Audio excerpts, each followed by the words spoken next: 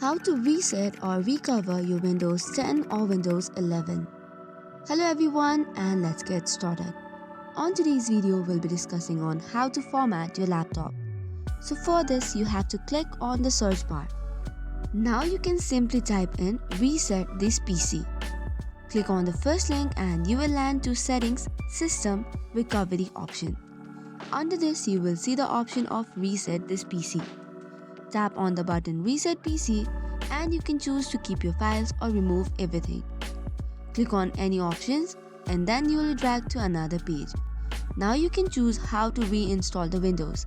It could be the cloud download or local reinstall. Select the option as per your choice.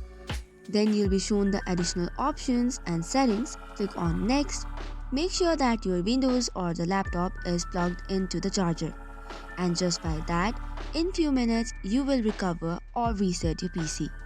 So that is all for today's video. For more such contents, do not forget to hit the like and subscribe button.